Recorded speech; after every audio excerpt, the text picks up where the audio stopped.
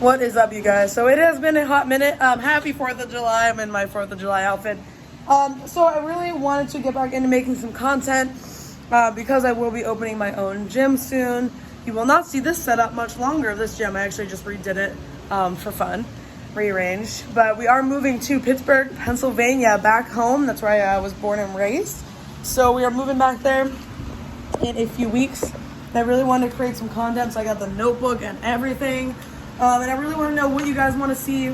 I am starting my own journey in Strongman. I have been a trainer now for, 5 years now, 4.5, 5 years.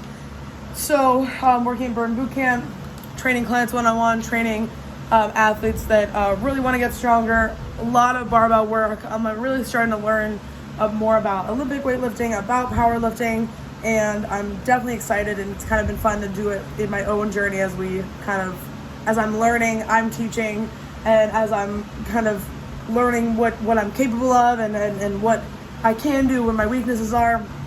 It's really opened my eyes about things that I never knew, and a lot of people I work with really don't know. So I'm really hoping to share all that kind of stuff with you guys. So I have some different topics here, but today I really want to talk about starting Strongman, what my goals are, what kind of equipment you need if you're interested in starting Strongman, and also just about some of the limitations that I've noticed within the sport that they kind of put on women especially, but also smaller people. I'm only 5'4" right now. I'm sitting at 143 or 44 pounds, something like that, and it's definitely been interesting to see in a lot of the videos I watch from Brian Shaw, Brian Alstra, Alan Thrall, watching these videos, and even watching the World's Strongest Man. Well, not watching it because they don't live stream it, so you can't watch it.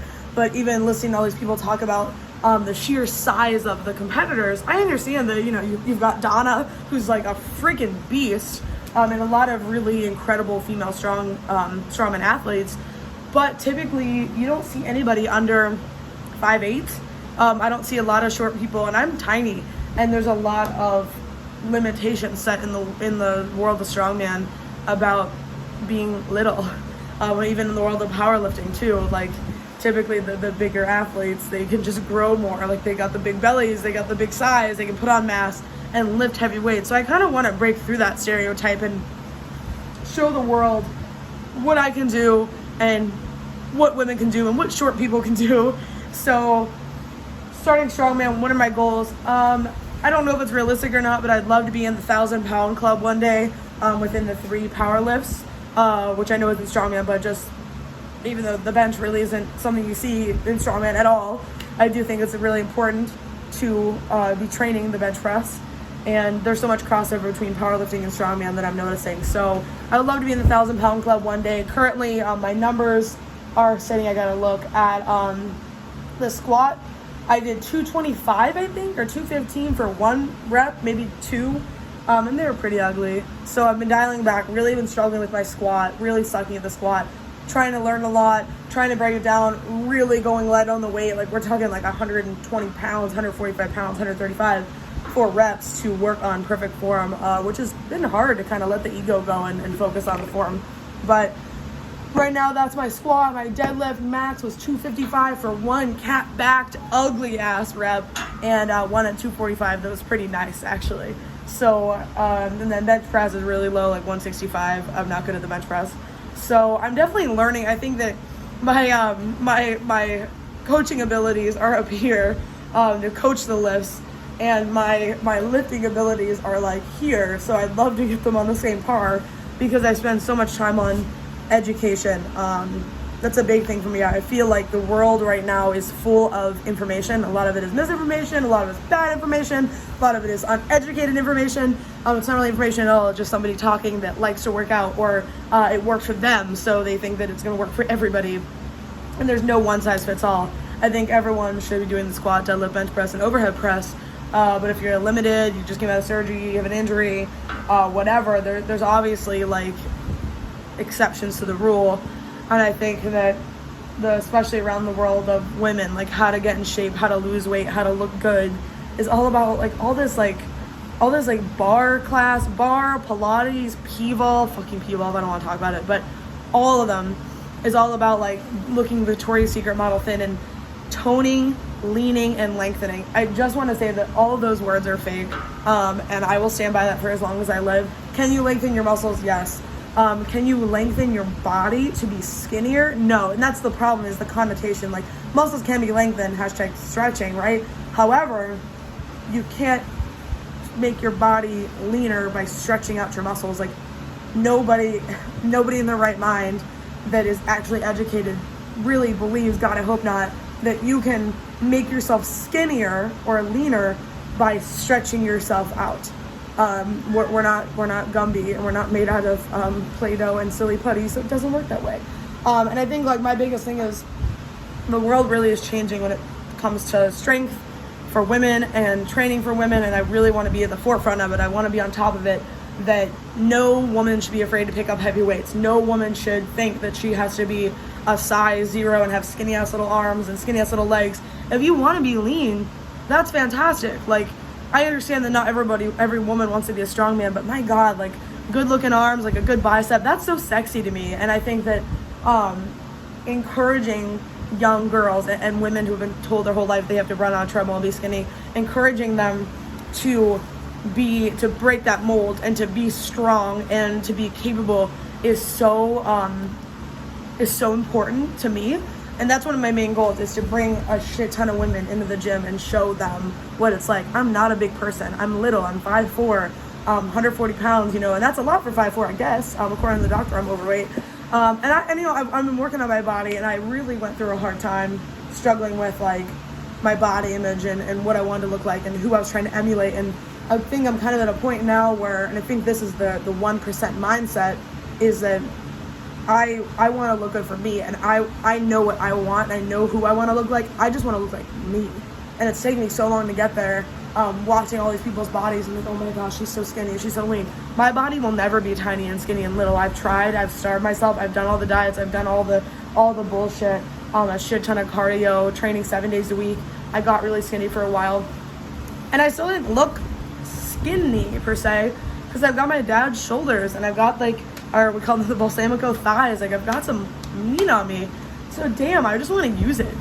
And by 1% thinking, that's kind of like what I'm currently thinking about for my gym. I think I'm going to call it the 1%. Because every training regimen, I've worked at Burn Boot Camp now for 2 years. And the dropout rate is exceptional at any gym like that. It's generally like a 4 or 6 week promo, and then people leave, or after a certain amount of time. The drop-off rate for any fitness program is 6 to 12 weeks. And so if we're looking at 100 people in a room, generally speaking, by the end of 12 weeks, even 4, even 6 weeks in that span, more than 50% of people will have dropped out. And if you look at somebody on a training plan or working with a one-on-one personal trainer, and I am a one-on-one personal trainer, I work with people all the time, the drop-off rate for that, no matter how good you are, is still pretty high, because people don't have the right mindset, people aren't focused, people aren't dedicated, and their only motivation is to be thin or to lose weight for an event or for one reason, whatever. And a lot of the problems is there's like you're not actually satisfied by that. Once you lose the weight, then it's like, now what, right?